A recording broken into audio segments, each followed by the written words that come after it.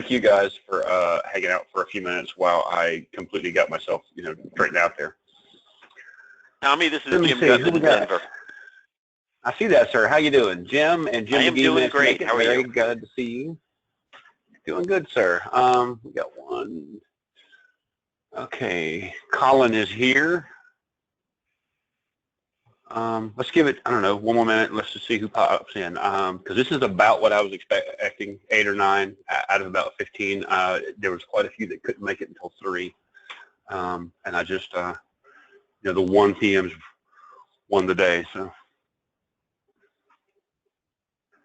Colin can't decide how he wants to log in. Web. Yeah.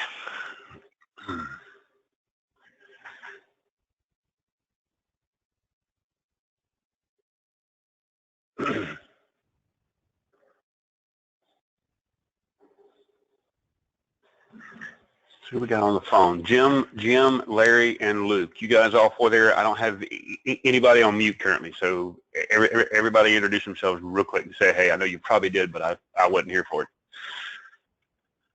This is Luke. Jim McGee in New Jersey is here. Okay. Jim Gutman in Denver. Awesome. It's Larry Velez. We're in New York. Hey, Larry. Good to see you again. Yeah. Colin, I see you here on the web. Is your mic hot?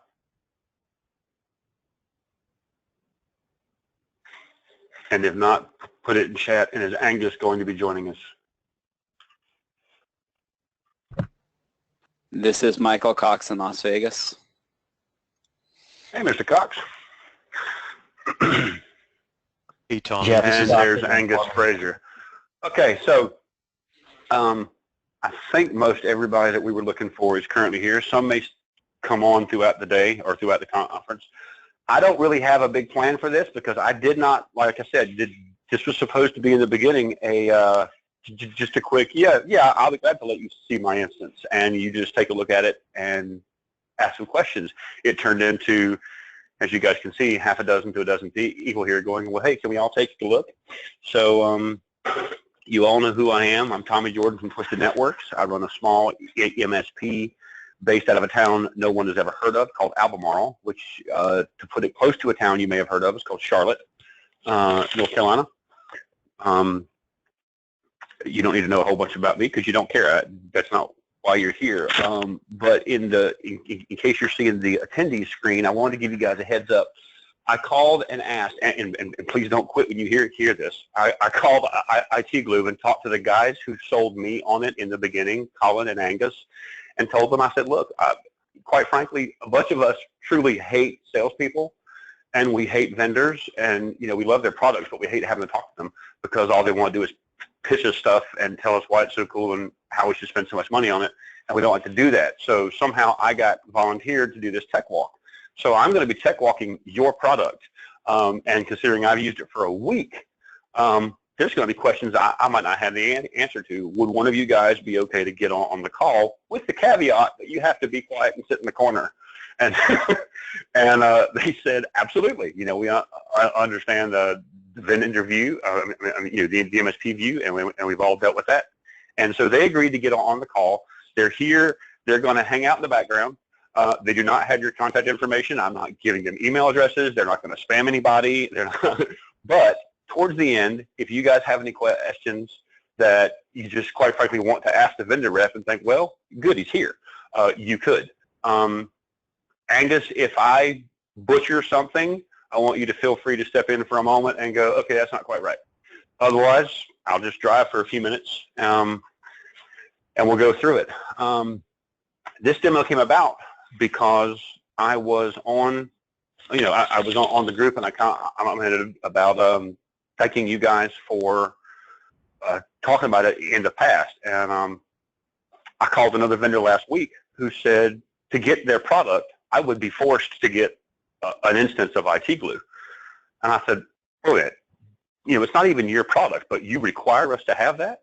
And they said, yes, because of da-da-da-da-da. And I said, wow, that seems I mean, that's like saying I have to use Autotask as a PSA to take part of your program. That seems pretty hardcore. And they said, well, that's because the product does the job so well. That's what we were, our team insists upon using. And I said, well, all right, fine. So I ended up not buying their product, but I did go back to IT Glue and thought, well, if it's that dang good, I should go check it out one more time. And so I was on the road. I called a guy because I hate webinars, and he answered all my questions, and I was kind of blunt. Tell me why I want it. Tell me, how much it costs, and then we'll talk about the rest. And which I probably do presentations backwards because that's the stuff I want to know first. Can I afford it, and why do I want to? And then we get to the tech specs behind it. So anyway, I bought it. I like it. I love it. It does a great job. The conversation on the portal, on the SMB space was, well, I have SI portal. That's just as good. And if you guys can see my screen here, I think you can. You'll see that I had SI portal too. There's my SI portal instance. It's no longer being paid for, but it is still active. So I'm not coming into this totally blind. I used SI portal for a while, and I liked it because I didn't have any other tools. I just, now that I've seen what I think is a better tool, I don't like it anymore. So the purpose of IT Glue, of course, you guys have probably heard the pitch at some point in the past, is they're the things that glue all of the IT things that companies like you and I do together. And so far, I hate to say it, but they picked a good name because it's kind of sort of true. So as opposed to talking about it, I'm just kind of going to kind of walk you through it for some of the top level things I like. This is your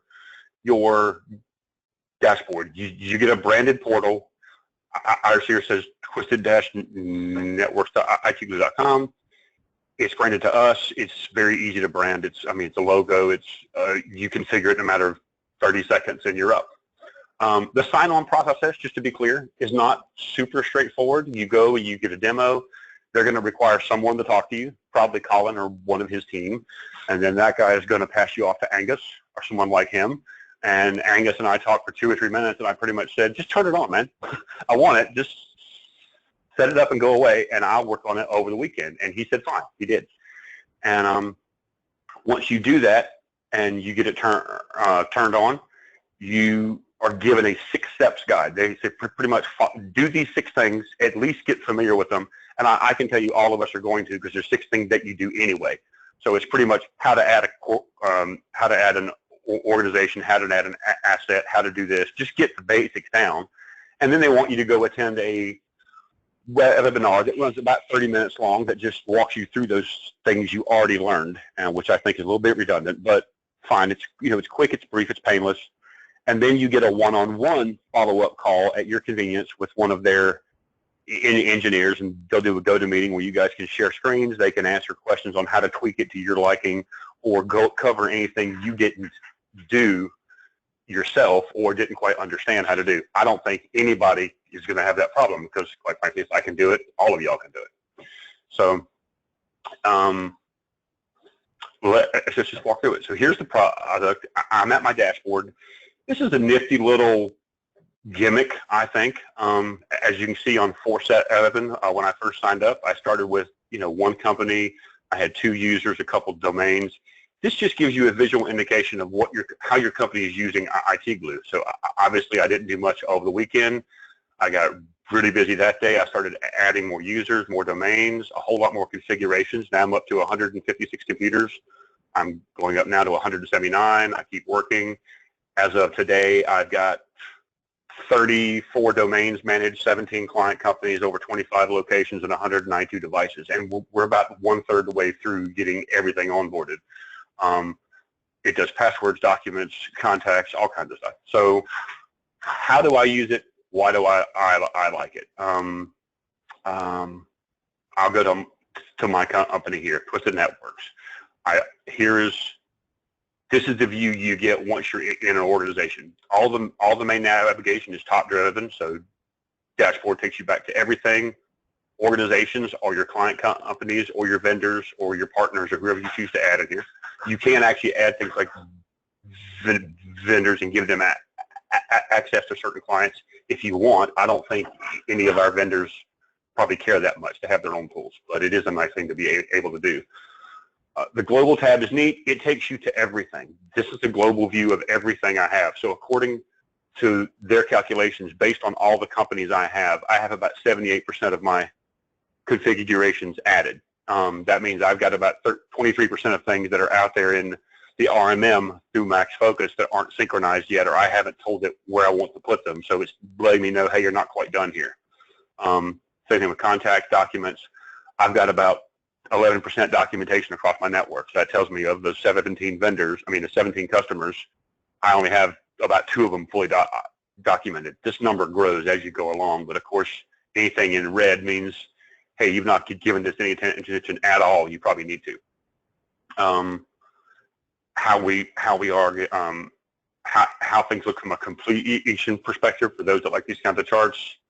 On this particular client, Allergy Associates, I have got 0 contacts added. Well, I can just go ahead and click here and add one. I've got 0 documents onboarded. I can click here and add one.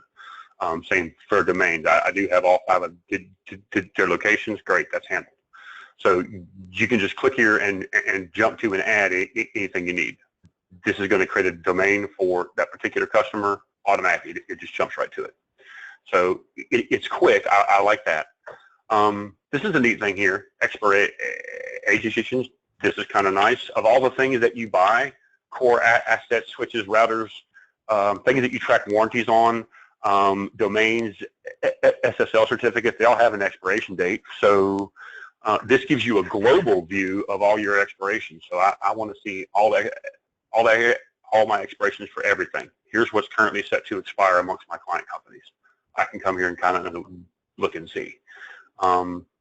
If I'm going to go to dashboard and visit, I just made one called Demo Company earlier today. Organizations, Demo Company, there it is. Am I going too fast for anyone? You guys are very quiet, which I'm not used to. Are we good? We're good. You're doing a great job. All good. Okay, cool, fine. Yes. All right, so I made a quick demo company today to just kind of walk you through what it's like. I made the company in 40 seconds. It's that fast. You click on new company, name, is it a vendor, it's partner. In this case, I chose internal, that they work at the Batcave. They have a description field and an alert message here. So you can, here's the alert message. So if I have something like, hey, clients plan to go down Friday night for an overnight, rack and stack of their new MDF. Well, here's where I could put that to let both the client contacts know that and remind my own team. I don't really plan to use this box a lot, but it is there. So it does, I can see where if you put something here, you tell the staff, how did you not see the big, giant, glowing orange box in the dead center of the screen when you click on that client? You can't kind of go wrong with that one. If you were to look at this organization, and I'll use one that's kind of full, here's Carolina Animal Hospital. Here's where I stand on this company right now. What have I currently or lately seen or chosen to open or to work with? It's all right here. What have I changed lately?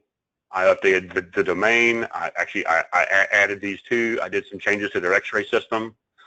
What's expiring? In this case, do I have some warranties on some computers expiring? Well, no, but I do have 2 expirations coming up for domain names. I'm going to renew them, not a big deal, but it's a nice reminder to be sure I've billed the client for it.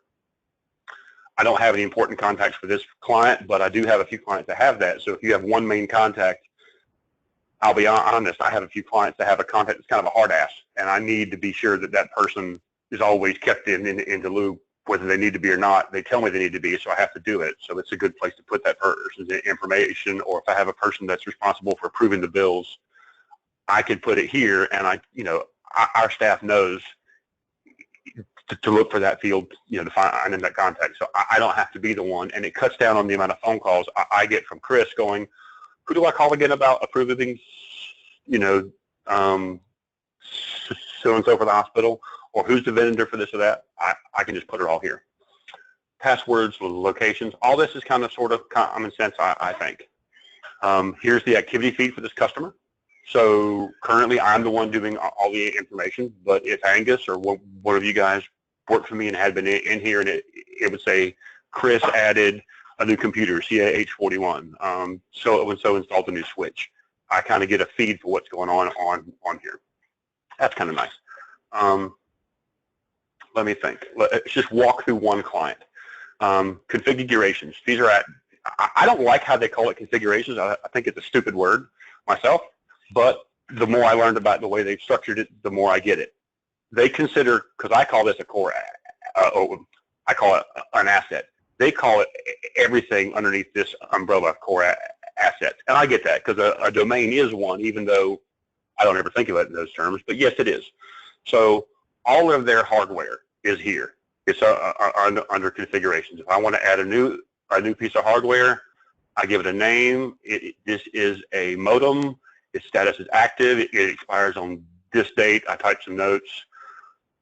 What date did I install it? Who purchased it? The serial number, the asset tag, and how I track it. I can pull from a pre-populated list of the manufacturers that they give you. But for example, Amazon was not here, so I can come in here and hit Add New, XYZ Corporation, and it automatically knows, well, if it's a new corporation, then it's a new part number. But if I chose Dell, anything I've added from Dell in the past is automatically here in the drop down. That's cool. And I can't just start typing. It automatically drops me down, which I think will make my staff not come in here and screw things up. Because like there's a Latitude 3570 and there's an E5470. It's not a 5470 or an E3570. That's the model number. Pick the right one.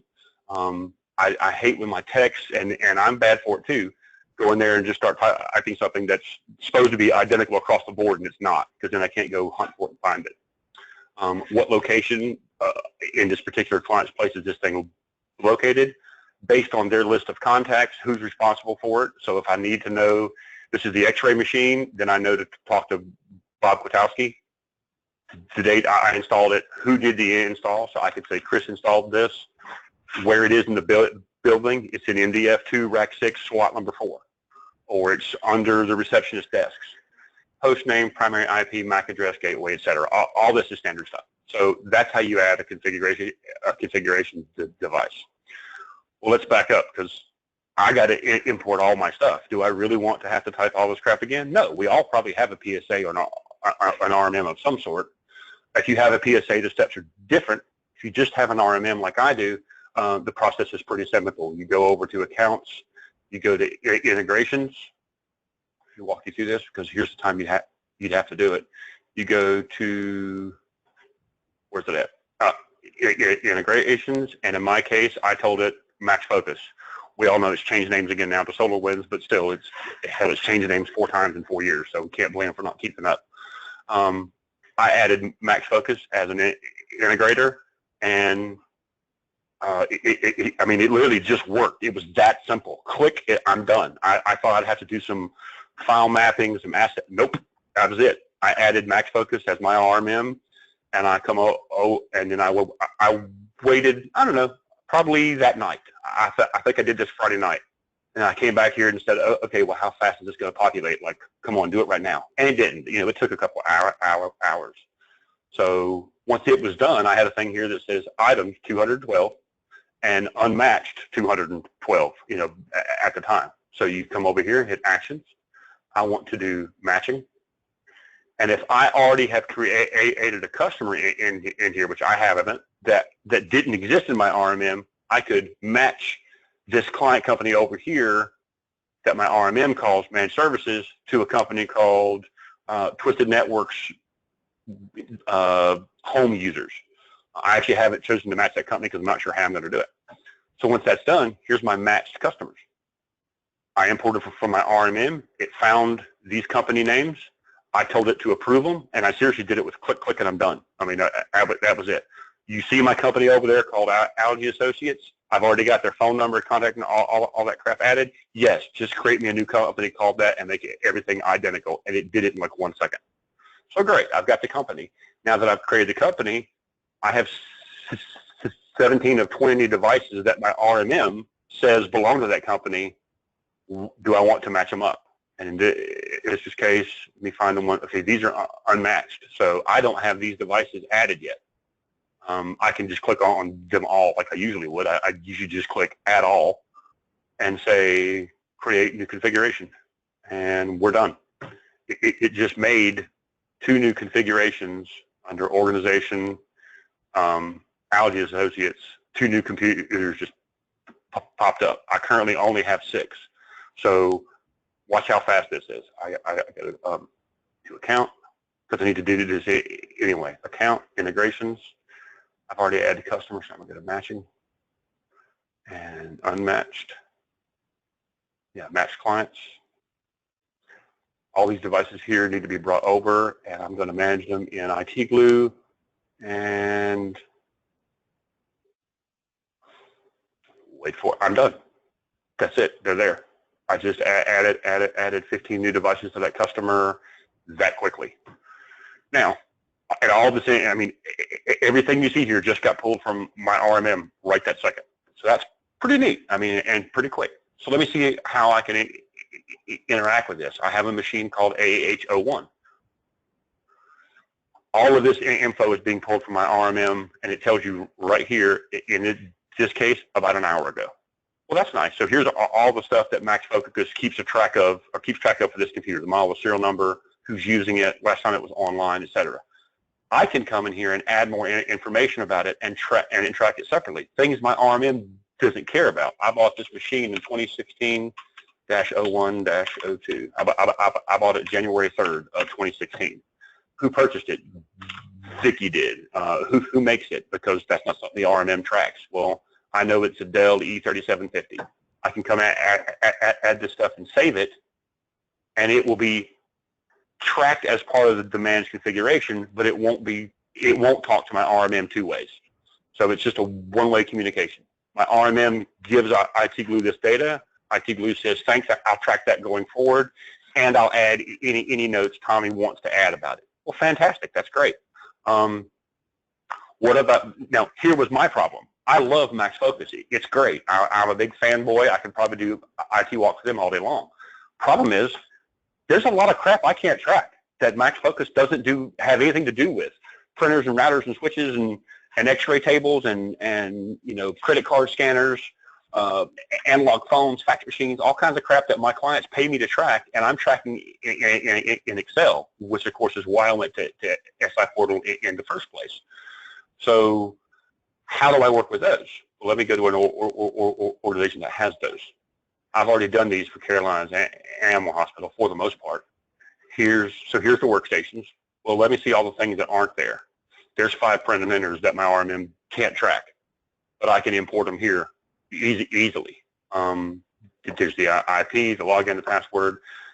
Here's a cool thing about core assets. So I have the information over here. I know that Canons always have the same password. The Canon password is 7654321.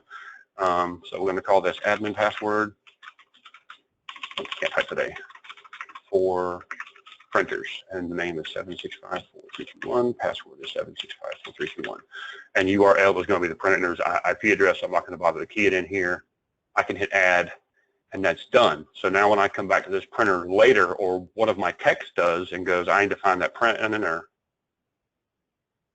he can look and go, oh, wait, and there's the password. Username is this, password is, and click show. There it is. Press escape and password hidden again. So I can add some extra information here to keep track of things. If you notice, I have a thing down here called related item. Tim, his name is Tim. He's the copy vendor for that client. I'll walk you through related items in a minute. Those are cool as crap.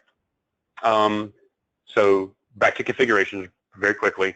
I can track things that aren't in my RMM. That's great, and I can track them in the same place as I track my things that are tracked by RMM. So here's our network at home. This is my house. Show me smart devices. I've got three Echoes, some Nest cameras, some smart switches, and a Blu-ray player. Fantastic. I know the serial numbers. I know the IPs. I can track if they're in warranty or not. I can search by things like show me anything on 192.168. And there's everything that falls in that realm.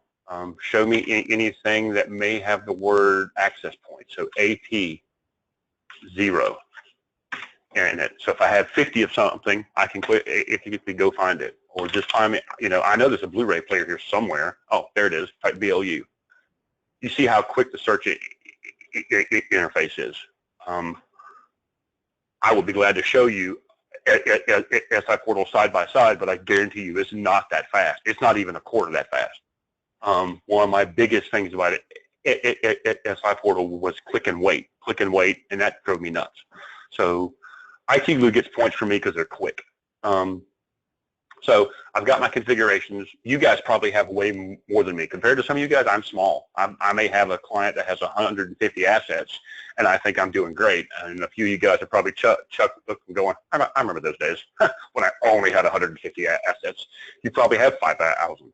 So how do I import assets that aren't tracked somewhere else? Well, here's a quick and dirty way to show you how to do it. And I've already prepped it so we don't have to waste the time to do it.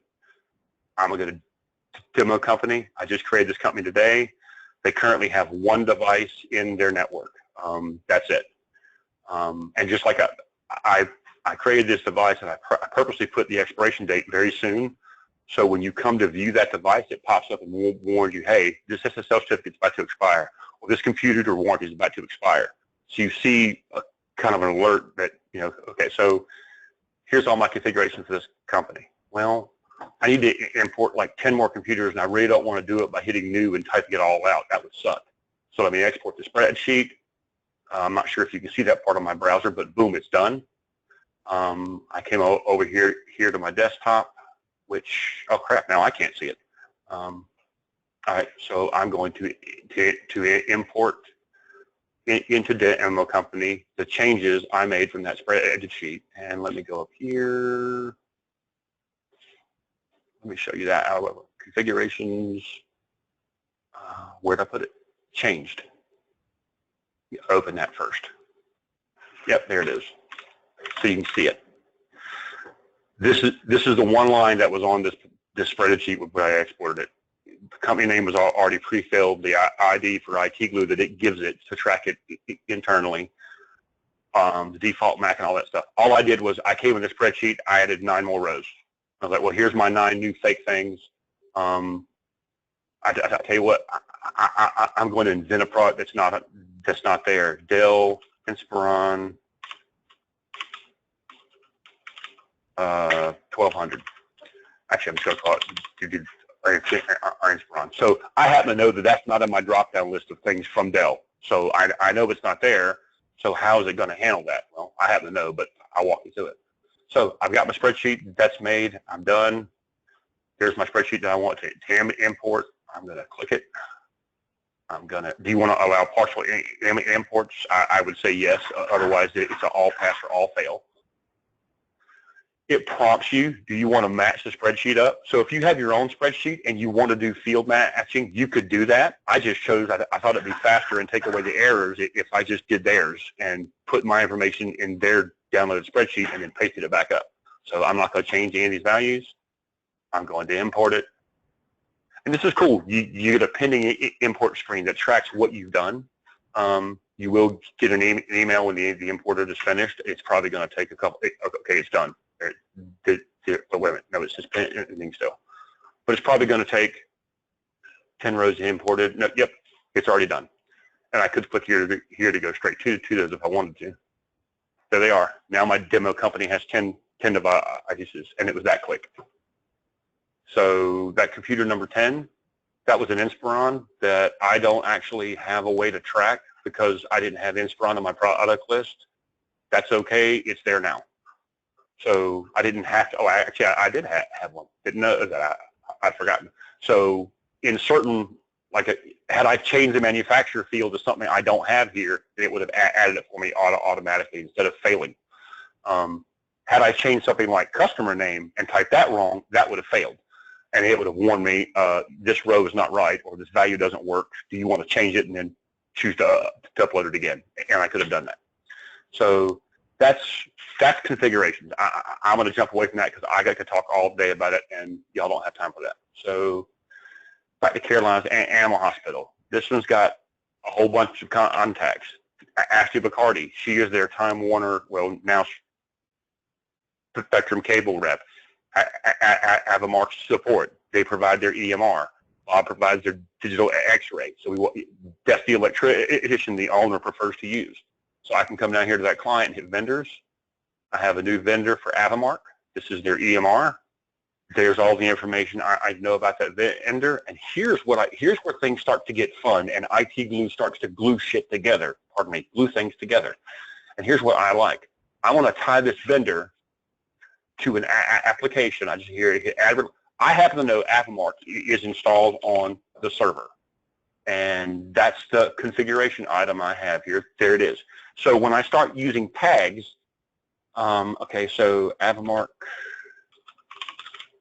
is installed here. I'm just going to leave this stupid note, and it's done. Okay, fine. So now when I go take a look at that server, whoever needs to down the road, go to workstation, actually go to servers. The client has one, go to server. When I pull that server up, I just added Avamark. There it is. So here's the things I tagged. Here's the applications that particular server runs. It runs Avamark, it runs Dibs, and it also runs IM3. Now I know that about the server. And if I want to know more about, if I'm having a Dibs problem or a problem on that server with Dibs, I click on Dibs. It takes me to, I'm currently running version 1.261. Here's the notes I have about it saying what happens if this program doesn't work right. And it says, Dr. Gleason considers this business critical. She pays my bill, therefore it's very important, and she likes this piece of software. I've tagged the software. How is it related to anything? It's related to server. How is it related to licensing? I have a thing down here under licensing where I can track the licenses. So these little fields over here on the right, the tagging, they make it very intuitive how to jump back and forth between things. So, for example, how to back up and rebuild Avamark. This is something the staff needs to know. I want them to do this every week, and I can't do this remotely without having to remote in, kick the entire staff off of Avamark, close the database, do a backup, and reopen it. So instead, I went to IT Glue. I wrote a document. Here's how to do Avamark. And to their credit, I wrote this document like 5 years ago, well, like 3 years ago, in an older version of Office.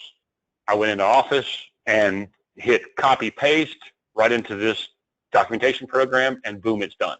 So that was kind of awesome. Here's all the revisions I've done to the document. That's great.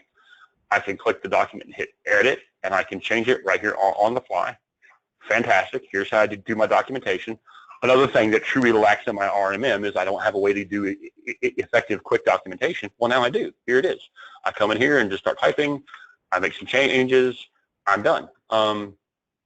Here's a great little feature right here. Make this document public. If I want anyone to be able to see this document, so currently this document is, I'll show it to you. This document's name is this right here. So if I sent you this link, you can see this particular, well, as long as you were logged in, you can see this document. Now watch this. I'm going to change the document, make it public, publish. Now I can send this link to anyone. The whole document number changed. My company ID is now no longer in the URL, and the document just got transparently shifted to IT Glue's public server, where I can share this with anybody. If you key that in your browser right now, you'll see the document. So that's neat. I can publish things for specific customers, or I can publish things for the whole world at large, or for my staff, or whatever I want. So let's walk through another way where IT Glue, I think, really, truly excels. Let's go to Twisted Networks, because I don't want to play around in a client too much today. Twisted Networks, I'm going to quickly add, I can do it here, but I'm going to go to Documents. There's all kinds of imported documents they already have if you want to play with them. Blueprint for Successful Service Desk. I could click that and choose to import it and then tweak it, but I'm not going to. I'm just going to go New Document. Why? I can't type today. Delete. IT Glue is cool. Okay, so I'm going to put a document heading in here called Heading. And here's where it gets neat, because for those of you that don't know the document mapping features in Word, this will help even your stupidest technician structure things in a smart way. Step one, I'm just going to do this. I'm going to add a new step. Step two, do this next. And step three, this is step three. I've written my document. I can add some raw text to it, text here. I can add some headings. Okay, fine.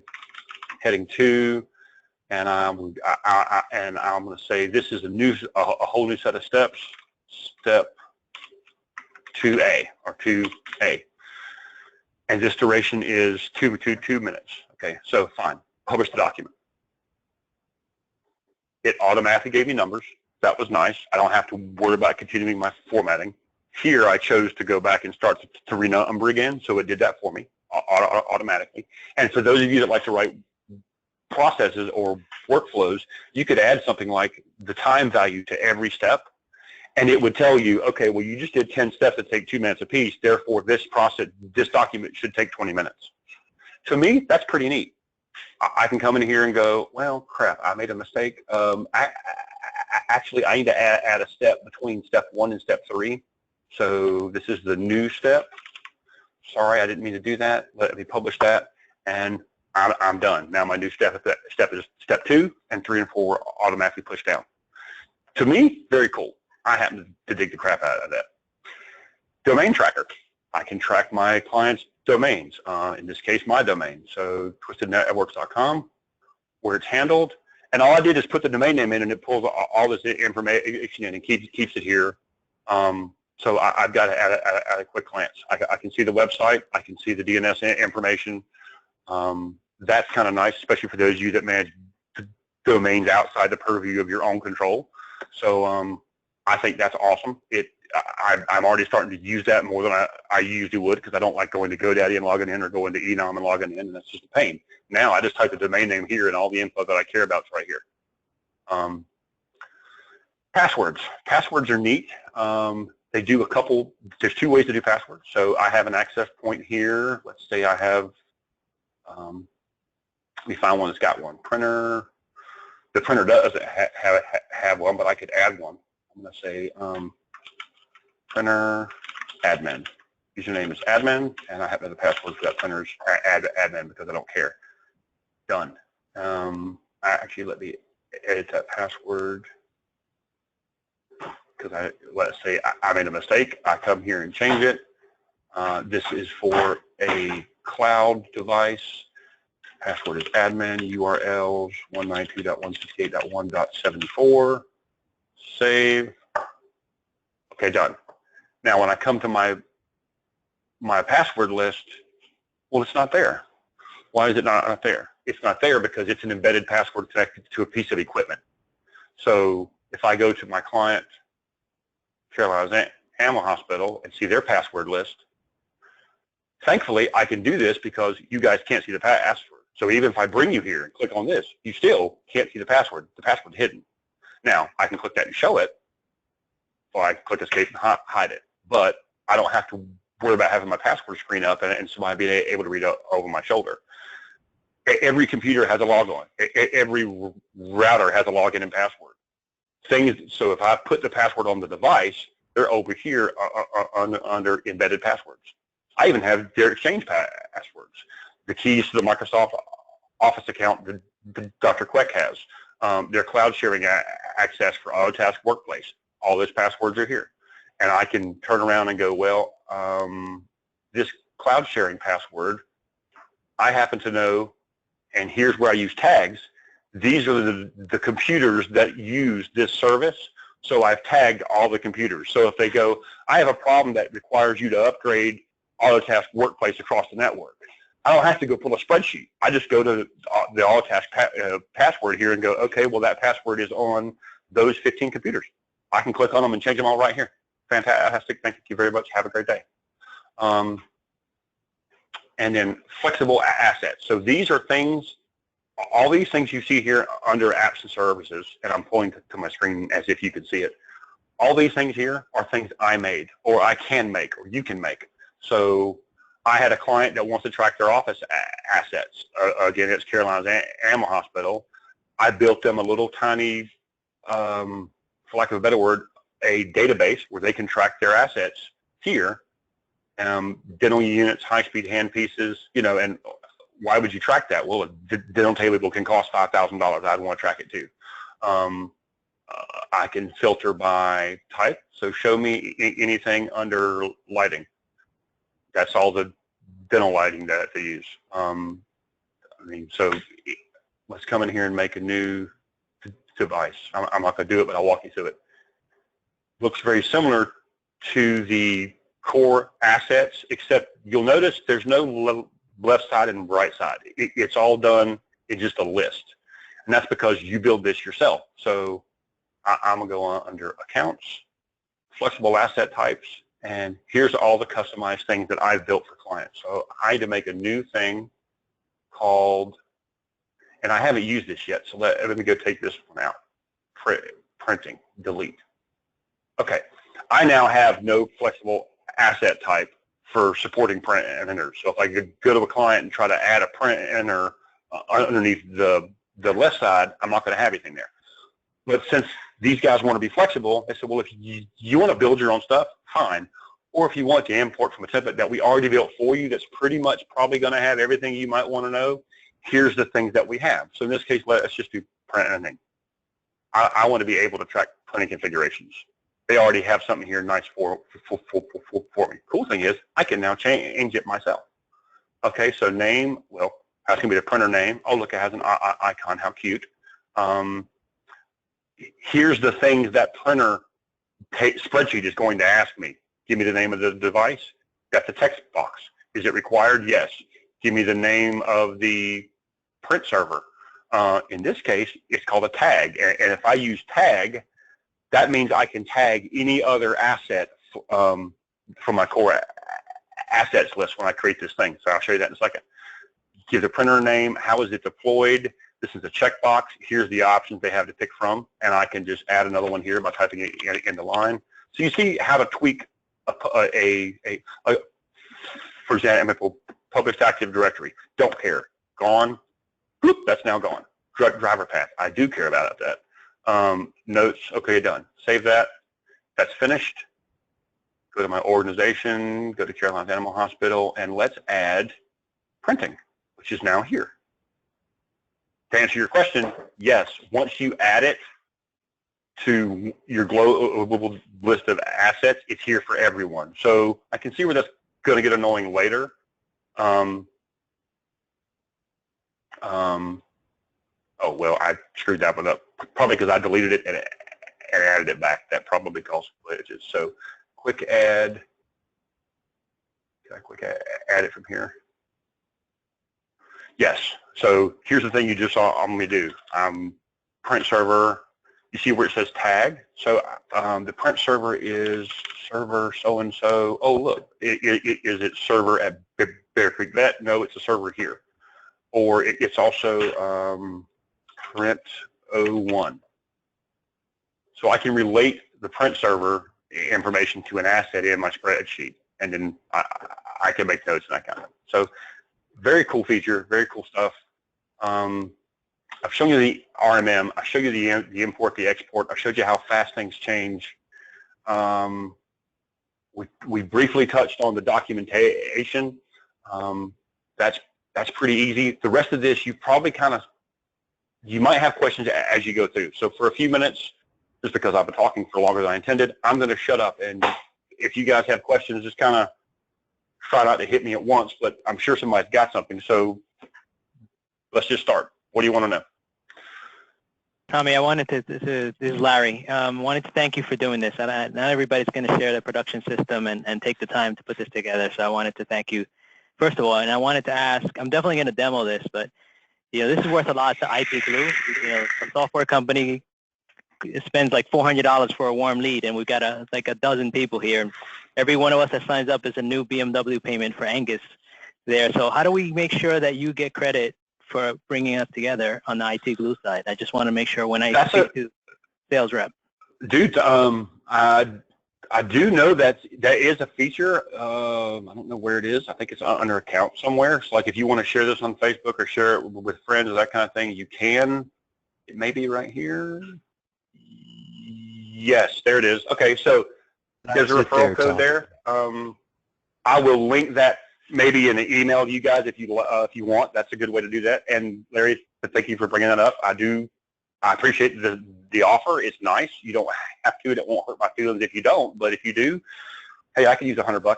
And I guess you both get $100. So I take it back. Yeah, dude, do it. Everybody do it. So if you sign up with that link right there, I'll email you that. Then you will get $100 off your installation, and I will get a $100 credit one time. That's kind of cool. Very cool. Now, just my real question is, if we use LastPass Enterprise for passwords instead, has IT Glue, and you might not know this, but has IT Glue thought about integrating with other password managers? Angus, it's all you, brother. Hey, Larry. Yeah, it's on our roadmap. Okay, thanks. Yeah, I wish I had. Thank you. Yeah, I wish I had further details to be able to share with you, but as a salesperson, my dev team, basically, there's about 12 to 14 of them here. They don't tell us a whole lot because they don't want me making wild promises that we can't back up, but I know for sure it is on our roadmap. So since you brought that up, that brings me to a thing called, that they call, I forgot what they call it, not engagement, not glue. What is the thing that you guys call, Angus, where you support an RMM or a PSA? Like I have a current, I can do 2 data of them, sources. I can do 5 of them. Data Thank sources. you, that's what I was looking for. They call it data sources. I would tend to call it integrations, but just so you know, to be clear, I'm currently trialing the enterprise plan. Now, the thing I don't like, but I can't blame them for, is that they have a 5-user, requirement. Let's be honest. That keeps the mom and pop shops from screwing, just plaguing the shit out of these guys every day, going, I can't figure out how to do this. I don't blame them for it. It's just that I don't necessarily like it either, because I don't need 5 users right now. Although I've already found a way to sell the end user accounts. And yes, you can do that. So once you have 5 accounts, if you want to buy a 6th, you don't have to buy 10. You can buy 1 more. And I have no problem pushing that value to my client at all. Colin is going to push you, oh, Tommy, you ought to trial the enterprise plan. I don't blame him. That's his job. I told him in no certain terms, shut up. That's not what I want. That's too much plan for me. I only need this. He said, just get it. And the reason to get it is, A, it costs you the same thing the first month anyway, because you're going to get a free month, and the setup cost is the same. But B, you get to try more stuff that you would get to try otherwise, and if you do, we'll keep it fine. If you don't, drop down. So the thing that becomes an issue is if you have the basic or the select plan. Yeah, the basic plan there you see on the bottom left has 1 data source. Therefore, I can link or I can integrate with 1 product. In this case, Max Focus. So great, that's my Max Focus. That's all I need right now. But if I wanted to integrate with Max Focus for RMM and ConnectWise for PSA, I need to be able to support at least 2 data sources. That means I'd want the select plan just a few dollars more. So overall, $10 more a month per user, 5-user minimum, $50 more a month. The plan number 1 cost me $100. The plan number 2 cost me $150 a month.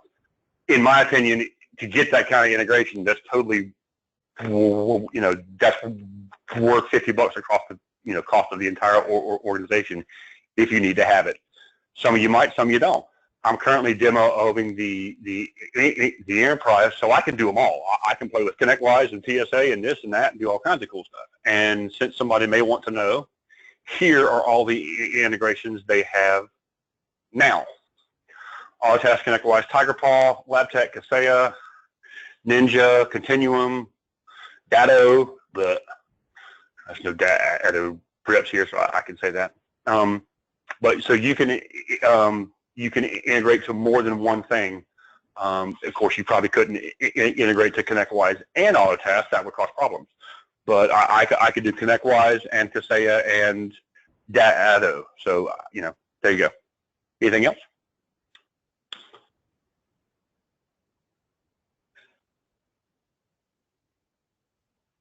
I talked for 40 minutes and nobody's got any questions. I'm not that good. Come on, guys. I heard somebody last week. No questions? None? This is where I tap the mic. Is this thing, is it, I can't be that good, because if so, I'm going to go get a job with that. I'm taking Angus's job. Something like that. I would just like to take a second here, and again, Tommy, thank you very much for taking the time to set this up. I'd also like to point out too that what you were shown here today was a really good kind of introduction to IT Glue, but I'd like to reiterate that really where the meat and potatoes of this IT Glue solution lies is with those flexible asset templates. It's tying all of that disparate data together and relating it to a service that you would offer to your clients. And that's really kind of where when that hits you, it's like, wow, this is a great application. I totally agree with that, because I'm already doing it. So let me not stop you, but let me make you pause for a second. Does anybody have any questions so far? And if they don't, if you want to drop off the call, I totally get it. If you want to stay and watch, I'm going to let Angus, if you want, I can let you kind of just sort of take answers, take Q&A yourself, or you and I can walk through some things and let people that want to see it. But is there anybody that has a question they want to ask before they need to get off the phone? Because it is a Friday and you guys have been on here for almost an hour. I don't care. I'll be here till we're done. But is there anybody that needs to go but has a quick question?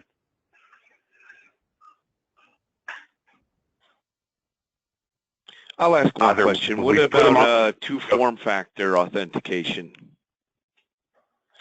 It does support it. I'll let Angus cover it because I'm not using it yet.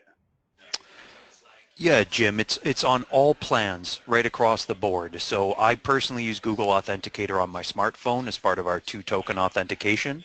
Our enterprise plan also has single sign-on. So if you utilize an application, anything that's SAML 2.0, like something like an Auth Anvil, you can log into that application and it will laterally log you into IT Glue. Oh, I didn't even know that. Thank you. Cool. I know. Anything else? Okay. I guess I'll ask another question. Go. One of the things I really like is in like Google Docs being able to track who made a change to a document and may possibly undo that and reverse it. Is there anything like that kind of auditing of like who screwed up and deleted everything in a document? Let me go to this one right here. Here's one I did the other day.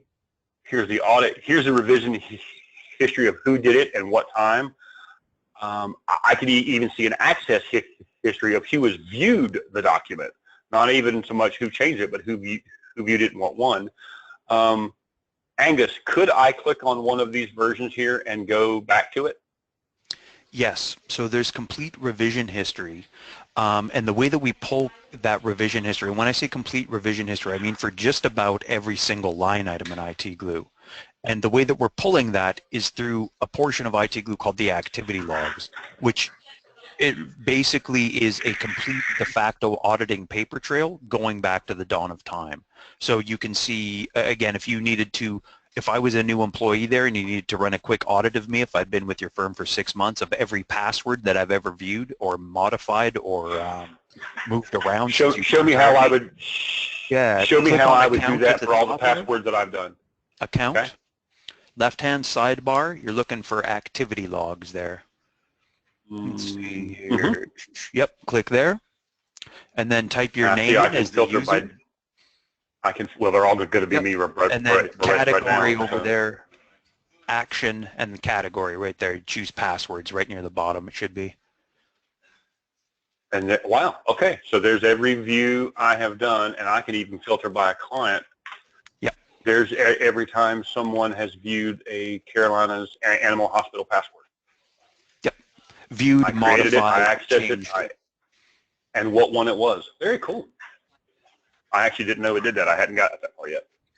If I may, and again, please keep in mind I'm wearing my IT Glue sweatshirt as I mention this to everybody. When you subscribe with IT Glue, look, there's going to be little lightning bolt moments like this that are going to hit you for at least the first 6 weeks of like, holy smokes, it does this. And it's really just a matter of, this is why we kind of have this 30-day paid pilot, so we can onboard you guys, train you, kind of illuminate you to a few of these things in IT Glue. So you're not left out there to try to uncover these things for yourself. And to speak to the perspective of a user that's calling in for support, I'm an impatient bastard. We all know this. If you don't, you do now. So I'm not a huge fan of the way they do it, but it is the most sensible way to do it, and you get dedicated support. So instead of just calling the phone number and going, hey, dude, I have a question, and getting, Angus on the phone, I can't do that, which at first got in my craw. However, so, you have to go do a support ticket. So fine, I'll do a support ticket, and I'll wait 12 hours. Oh, no, wow, I got an answer back at like 9 o'clock on a Friday night. Wow, that was cool. Okay, good. So they're responsive to support stuff. They'll escalate your ideas to feature request if they think it needs to. They'll help you figure things out. Or if you want dedicated support, you don't have to have a reason for it. You go in there and go, I want to talk to someone, dedicate me some time, and they allow you to pick from the open calendar spots their staff has. I think they've got 12 or 13 guys that just sit there, and they know this platform forward and backward, and you say, show me the availability for Thursday, and they say, well, John's got availability for Thursday at 2 o'clock. Click, book that slot, and it's done. John's got it, you've got it, you have an online conference scheduled. John will call you, and then if you want to do a remote session, they can. If they want to help you out, they can. And I say remote session because they do not have access to your dashboard, just in case you're curious. At least that's how I understand it. Correct me if I'm wrong, but they can, Angus or Colin, but they cannot log in and look at your dashboard. There are 3 people in the company that do have that level of access, and it requires a certain amount of permission and this and that before that can be done. So overall, they'll Correct. log into you and take a look that way. Yeah, exactly correct. Yeah, we're SOC 2 designated as well as security is concerned.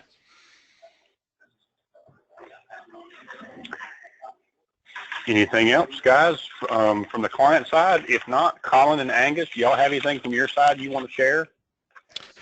At this point in time, just to thank everybody for their time. It looks like Colin went ahead here and dropped his contact information in the GoToMeeting chat box.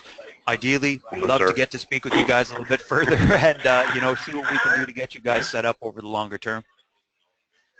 I am not going to, and I told you guys this in the beginning, and I'm not sending anyone's information to Angus or Colin. If you guys want it, if you guys want to reach them, they're right here. Feel free to ask, or you have Colin's info, but I'm not sharing your information because I hate when somebody shares mine. All I need is more damn phone calls. So but you have to admit, though, Tom, you have to admit you're glad you took our call, right? Well, you know what? No, because y'all drove me nuts. And then, I did the online fill out, and then I didn't follow through. And then, of course, y'all called me, and I dodged your calls for like a week, and then it was fine. And you quit calling me. Thanks for that. But in the end, when I called that vendor, I got on the phone when I was driving back from Raleigh from Project and thought, well, I got 2 hours in the truck to kill. My tech is over here snoring in the shotgun seat. I guess I can listen to something besides that guy snore. I'll try and call IT Glue real quick. And I had the conversation on the way home, and that just gave me time to kind of sit and not be in the middle of the workday, and I'm glad I did. Colin called back pretty quick, and he answered my questions. And I'm a hard guy to sell, and I'm a hard guy to deal with when it comes to sales questions because I want to just make you shut up and do it my way. Yeah, I'm like, quit the pitch, tell me the price, and then if I don't like it, I'm hanging up now. Gotcha. And if I may, a lot of the time too, when people first look at IT Glue and they kind of have their own concept of what it is they think we do, and then they look at our plans and pricing, and then they look at something like SI Portal, for example, and they're like, these guys are totally out of whack. It's not until you start working with us that you understand kind of the capabilities of the solution and how, and again, please, Tom, you mentioned this, the level of support we can offer to you after the fact. Yeah, because I didn't get that with this iPortal, and I'm not trying to just bash the product. They were the only one I found that did what I like.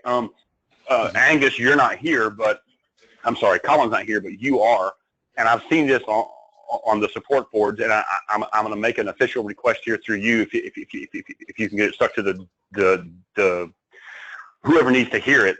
There's a platform out there called Gliffy, a competitor for Lucidchart, that apparently has a much larger share of the MSP space than the Lucidchart application does.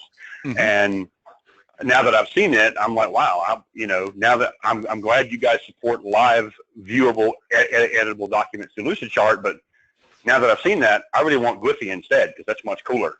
So just a heads up, if you guys did have that integration, that'd be cool. Hang on 2 seconds.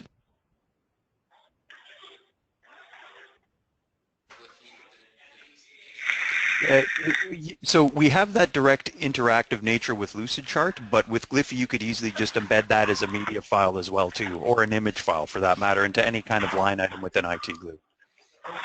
Right, but you can't embed it live. You can embed it live through Lucidchart and make it editable. Exactly. And interactive, that's so you pretty neat. click on the icons and go directly to that configuration, for example. Yep. All right, guys. I'm not going to run one off. Let me see. There's Jim left. Jim McGee, you got any questions, brother? No, I'm good. David?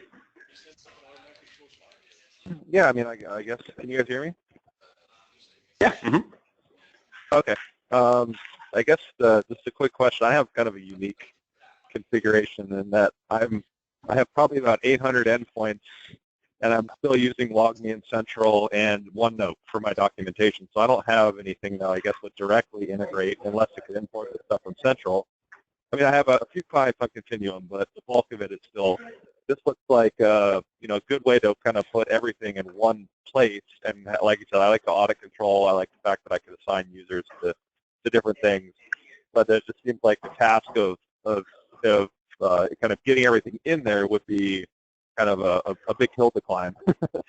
And I'm right now just a single technician shop. I mean, I have subcontractors that work for me, but I'm looking to kind of get more efficient, and this looks like a cool product. I just can't get my head around what the process would be to get started. I'm not.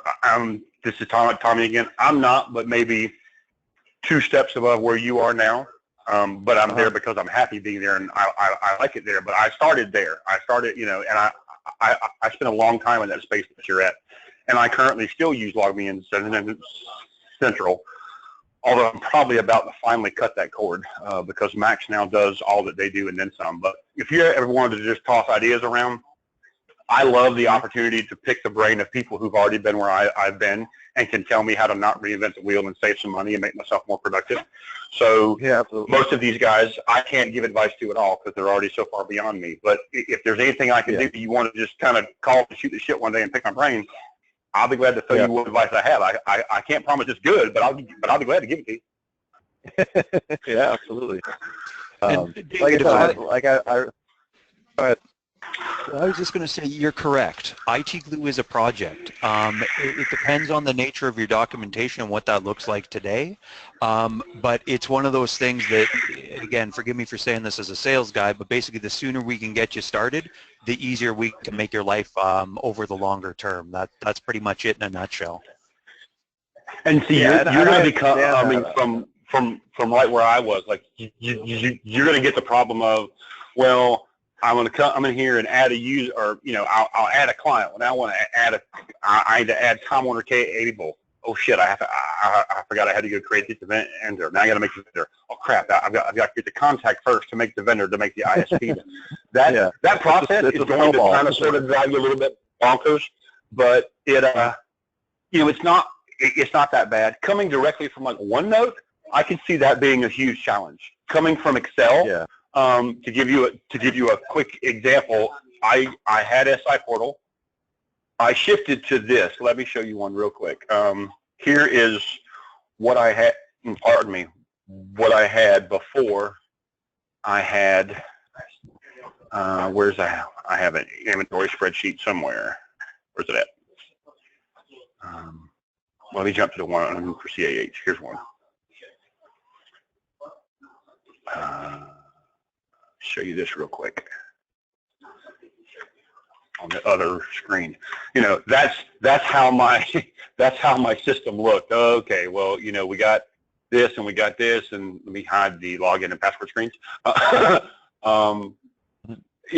And who owns it, the asset tag, and all this is for one client. And the problem is it's prone to error. I could actually come in here and hit delete like just like that and not know I did it. And oops, I deleted some important variable. But I would rather have had this than continue paying for SI Portal. I had this after it, SI Portal, because I had it in the beginning. I went to SI Portal, then I found out that this was much easier, and I went back to Excel. So if you're coming just out of OneNote, yeah, it can be tough. But if if you're halfway Excel savvy at all and can copy and paste lines, then it's not going to be that bad. I could definitely do that. And I realized that, like, I know it's going to be, I would probably kind of just chip away at it, one client at a time, and I would anticipate just over the next 6 months, I would kind of trickle it all in there until it was all populated. And then maybe if I had like a slow day or, a weekend or whatever, I could just grind out a few clients. I mean, I've done transitions like this before with other kind of vendors and partners. But yeah, that's the part. I just know that it's a necessary evil. It's something I'm just going to have to do if I want to transition to something that's more robust than what I have now, just because that's kind of the nature of the transition. But yeah, being able to import directly from Central would be huge, because I mean that's like I said, I have over 800 computers. That's not counting switches and printers and all the other stuff I'm gonna have to put in. But just getting all those computers in there would be big. And I gotta imagine if you could do it from Continuum, that's the same. They use LogMeIn for all their stuff, so I don't know if there's a possibility that I could somehow. Colin told me in the very beginning that LogMeIn was an optional integrator, but I never thought to ask anymore because I didn't plan to integrate it. Angus, do you know anything more about the LogMeIn integrations? As far as I know, so we don't have a direct integration with LogMeIn, to the best of my knowledge, but we do have the open API. So if you have some kind of, let's say, intermediate level JSON programming capabilities, there's a very good chance you'll be able to get it hooked up. Okay. And this is, please keep in mind, that salesperson, that not a alone programmer, probably, so. Yeah. I mean, that alone, if it was available, would probably make me say, all right, I'll do it. But that's going to, take dozens of hours or, a significant amount of time off my plate in terms of importing the assets. Oh, yeah. Because I don't want to manually go in and punch in over 800 computers and organize them, because they all are nicely organized and everything's correct in Central. And I know it's kind of like an RMM light solution. It's not quite as good as if Continuum or as robust, but yeah, if you could export that information as a CSV file, you'd be able to import it directly into IT Glue. You might have to and that may be possible. I'm not sure. Yeah. I couldn't say either, to be very direct with you, but the long and the short of it is what you'd be ideally looking for is that real-time synchronization with that particular application. So like CSV, of course, would be like a one-time data dump, but then it's on you to manually kind of keep tabs on each one of those configurations, if you will, keep them updated. Whereas a real-time integration it's like I said, it's in a case of something you have a direct integration with it, set it and forget it for the most part. Mm-hmm. Not to try and sit here and push another vendor, but have you ever looked at Max Focus or what is now called SolarWinds MSP? Have you ever looked? I mean, have you ever checked out the pricing? I used to be on Hound Dog way back in the day. If okay, you want to go that far back. But I don't know why exactly I got off of it. It wound up being a little too, back then it was a little too convoluted. I just couldn't wrap my head around it. And LogMeIn was so easy back then, and Central has evolved, and I mean it's getting better and better, and they're adding more features. So I just have kind of stuck with it because honestly, it does everything I need it to do. I love the fact that I can get to it through an application. I'll have to log into a website, which I hate doing. I can I can access any computer, any server from my smartphone or my iPad or anything anywhere in the world. And like even Continuum can't do that. Like I got to log into their browser. I can't just have my my app on the right side of my screen where it always is and say, hey, if I need to log into client X, computer 3, boom, boom, and I'm in.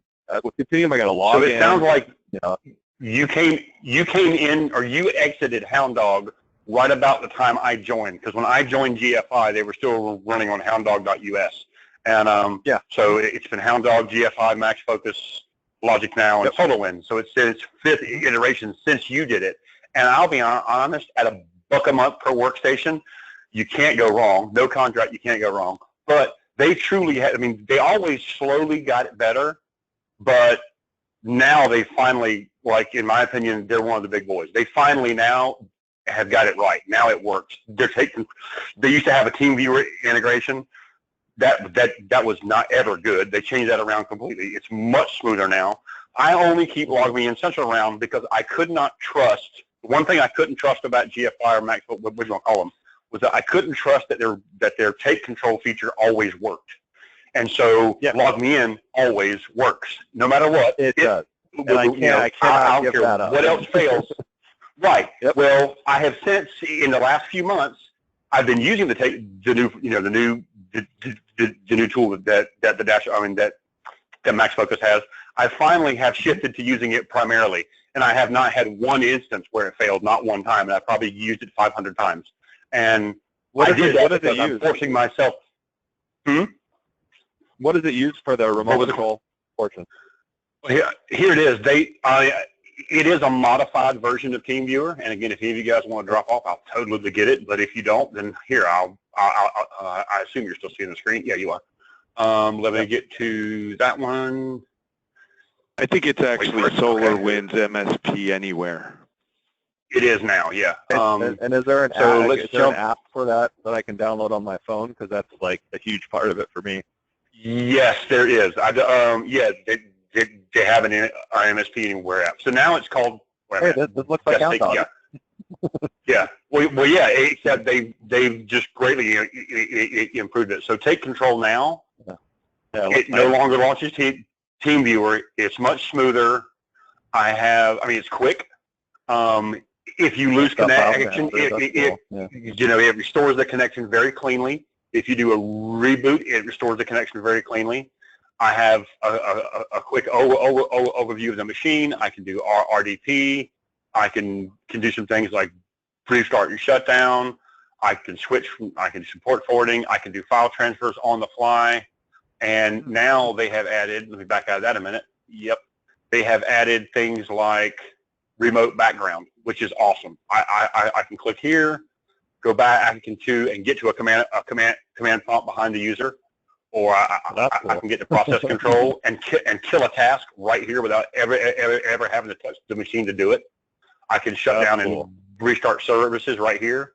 Again, it's all the same price still, but they have finally, in my opinion, come into their own and become a really good, solid program, where they were always decent, and I liked them, but they weren't fantastic. Now I feel like I could, have a Max Focus shirt and wear it with pride and be like, yeah, I'm a fanboy, because they actually have got there. So they might be worth checking out again. Yeah, interesting. And now it's SolarWinds, right? And is it just the Bucka workstation? Does that still include like AV and other bells and whistles? $1 a workstation, $1 more if you want to add AV, and if you want to do one-touch backup, I think desktops are $7 a month, and servers are $13. And you can do, on-the-fly cloud backup and configure a machine in about 2 minutes. So including system state and a VXT. So I get calls. I have calls all the time. Well, you want to check out our RMN? I'm like, nope. I don't care who you are. You suck, because you cannot possibly touch the pricing I'm getting right now. Oh yeah, we can't. No, you can't. Nobody can. I'm sorry. Nobody touches it. My bill for Max Focus is maybe twice my bill for LogMeIn, because LogMeIn Central is still expensive as crap, and it's only getting higher. Well, that's true. That was one of the things. Like, I still get a pretty significant discount because I've been with them for so long, but every year they're making it less and less and less attractive. So I think I'm on the plus plan at 1,000 users, and I'm paying, I don't know, it's like whatever $380 a month times 12 is. It's like $4 or $5 grand a year. But I have 800 computers, so if I was to go to SolarWinds, now I'm looking at $800, so it's going to be double. Now that's not to say that there's not additional benefit, because just the integration with PSAs and stuff like IT Glue might make that value worth it. Things that I never bothered to learn until lately, like how to take a PowerShell script and deploy software to a machine remotely from a Dropbox share. Holy crap, that's awesome. Things that LogMeIn just is not designed to do, and it can't do. And Kaseya can, but if you can program Kaseya, then you need to have a fucking job at NASA, because that's how hard Kaseya is to program. So I'm I'm not a rocket scientist, so I'm not. Hey, Tommy, yeah, thank you very much for taking the time to set this up. Unfortunately, I have an 11:30, so I'm going to jump off of this call. But again, guys, my contact information and Colin's contact information can be found in the chat history here. Feel free to call us up anytime. I'll only give you guys a bit of a light squeeze on trying to get you to subscribe. So, all right. Thanks, guys. Appreciate it. Thanks for your time, guys. Cool. My pleasure. Thanks again, Tommy. I owe you one.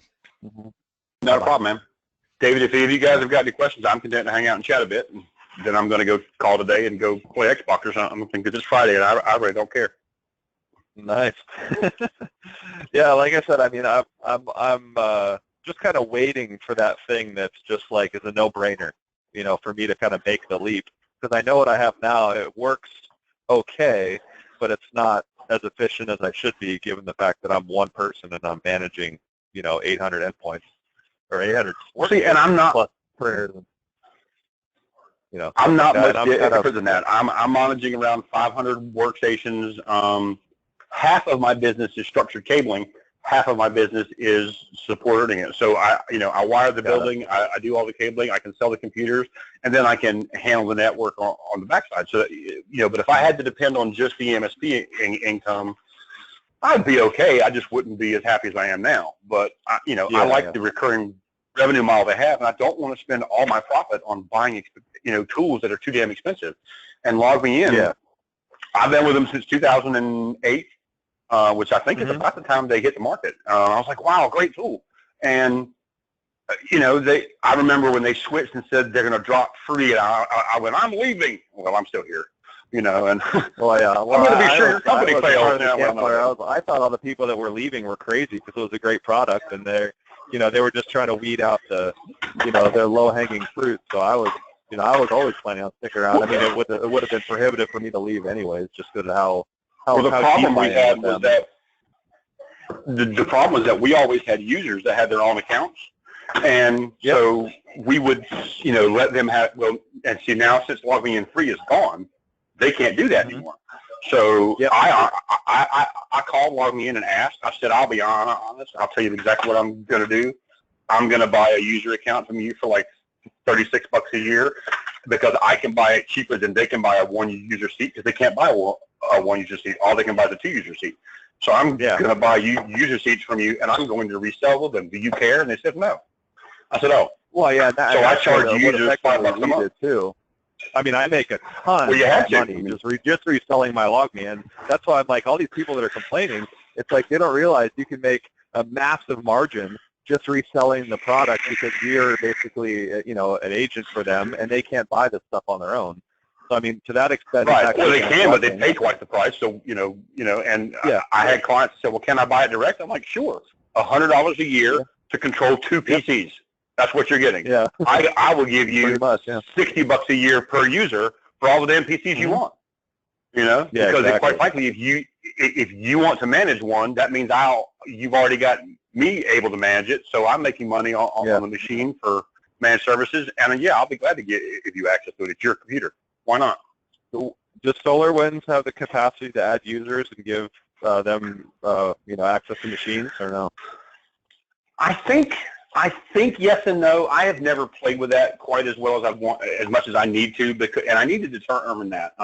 That's another reason why we're still using. Because that would be like a deal breaker. Because I've got probably over 100 users in my LogMeIn account that live and breathe on being able to access their stuff from the office. Right, and it would have to be an app that they can do on their iPad or their tablet or their phone or their computer. Because I have people that need that. I do know now that one of the old bugs was if you have a customer that has TeamViewer, you would have to break their TeamViewer, to put yours on. Now, that's not the case. Their TeamViewer and the client TeamViewer can coexist side by side simultaneously. That's kind of cool. That's new. Yeah. So you could have a TeamViewer account that the customer has where they just log in to see their machines, and your stuff runs in parallel to that. So yes, that's possible. But I think there probably is a way to take your credentials, and I've done it on like one machine because now I can't get that machine to go away from my account. I did find a way to like log into my TeamViewer account and add an MSP managed computer to it. I just don't remember how I did it because now that machine's there every time, and I haven't taken time to figure out how to get it to go away yet. So I feel like, yes, they probably can. I don't think that particular product or feature has come into its maturity yet, with regards to allowing customers to be able to RMM the machine too, but, that to me is the next step. Yeah. And I do use Hamachi for kind of simple VPN configurations at certain sites too. I mean, I guess I could just leave that license on there. That's dirt cheap, but I did not like I don't anymore. Just keeps me connected. So, but you said that you have an iPad or an iOS app to be able to manage all the stuff that's in the SolarWinds control panel. I can't swear they have an iPad one, but I do know they have one for Android because it's on my phone. I hardly ever use it, but it's there. They also have a ticketing solution. You can log into your control panel from your Android phone and see everything on there, and you can remote in and do file transfers and everything that you can do on your desktop. You can do I feel pretty certain. I try not to because, quite frankly, I don't like to have to do that much stuff on my phone, but I believe the answer is yes. Yeah, me neither. I know I play with it. That's kind of cool, neat, Yeah. Well, it's kind of a lifesaver sometimes. To me, the largest thing is like a client calls and goes, I can't figure out how to do this. At least I can use the phone and see their screen. And so I'm not going to try and control it, but I can go, okay, press this. No, press that. Okay, yeah. Now press this. Oh, now I see your problem. I'll screenshot that and take care of it when I get back to the shop. So it is good for viewing. I haven't tried to use it for much beyond that. Now, a cool thing they've added, I like how this turned from the IT glue walk to the SolarWinds walk. I'm going to have to say they got the bill. A cool thing they've added is called Service Desk. It's $29.95 per account, but of course you can just have the one if you want, per user. And so when one of your machines kicks kicks to an alarm state, hey, server one has been offline for 1 hour, boom, that can auto flag a service ticket and create a service ticket and email you, and then the service ticket is there. Client name is client ABC, machine name is server. Description of problem, it's been offline for 2 hours. And now you have an open service desk ticket your staff can handle. In this case, your staff is just you. I get that because I'm the same way. Yeah. But the cool thing about that is, you can set it up so clients can make their own service desk tickets. That's kind of cool. Now you have a very low cost service desk. B, you can make your own tickets. That's kind of cool too. So if it's not an RMM thing, I can say, well, client needs 5 new cables dropped into the front office. I could actually track that from there if I wanted to. I don't, but I could. And then if you have that client like I do that about once a year goes, why am I paying you again? I'm like, well, here, I'll just print the service desk history in hard copy and slap it on your desk and boom, they go, holy shit. That's what you do for us? Yep. And they go, wow, of course, you and I know that's automated. They don't know that. Yeah. But you and I know that 85% of that is handled on the dashboard side. That's good for me, but I'm not going to tell the client that. Yeah, exactly. I think Continuum will do those reports as well. I don't really do them that much, but I think it's probably similar from that respect. So. Well, cool, man. Well, Can you check out SolarWinds? Go ahead. Yeah. You're based out of where? Southern California, in Orange County. Southern. All right. I know. There's a guy here that I've dealt with for years, Jeff Hardy. He's fantastic. He's amazing. And if you want to talk to somebody that knows the product and can take care of you, let me know, and I'll put you guys in contact. You mean at SolarWinds? Yeah. Mm-hmm. Oh, okay. Yeah. Shoot me. I'll do it. Jim McGee, you're still sitting there all quiet. Are you that bored that you're just hearing us chat on Friday afternoon about a totally non-related product? No, we're actually a SolarWinds user already, so I was kind of hanging on to see what kind of nuggets I could pick up from you. Well, hell, what kind of nuggets can you give me? Hell. Well, I know they're actually going away from TeamViewer, and actually in a few months they're going to actually start charging an extra fee if you're still using TeamViewer. The new interface that you showed is actually something called the MSP Anywhere, which we just started rolling out, and it actually works very well, like you said, and it even works on Mac. So now we can remote control Apple products. I called them when I got that email saying if you're still using TeamViewer in June, the bill's going to go to. And I finally called them and said, I've already rolled my entire business line over to MSP Anywhere a while back. So why would I want to go keep using TeamViewer? And Jeff was like, yeah, you wouldn't. I mean, but in case you want to, we're going to keep the option there. But no, you don't want to. And I agree. The MSP Anywhere tool was nice. Oh, cool. Okay, guys. Well, hell, it's 2:30. It is 2:30 on Friday. I'm gonna go cut some grass and maybe go blow some stuff up at the gun range. That's my Friday. Sweet. Hey, thanks for putting this together, Tommy. I really appreciate it, man. Yeah, thank you guys for hanging out. I hope I didn't go too fast and stutter through it too bad. So, no, that's great. I appreciate you guys hanging out. All right. Hey, everyone, have a good weekend. All right. Take care, y'all. Hey, Jules. Thanks from the UK. Where are you? See, from kingginger.com.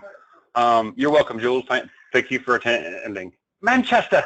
You're from Manchester. Okay. Yeah, don't laugh at my horrible. The accent that I can do for the UK is pure Cockney, and it's horrible. So I won't do it. Portland, Oregon. Good to go. You guys are all quiet. Can't believe you've been listening to me chat for an hour and a half. You're out of your friggin' minds. All right, well, if y'all don't have any questions, I'm going to just, I guess, wrap it up and go find something to do on Friday afternoon. Any final questions via chat?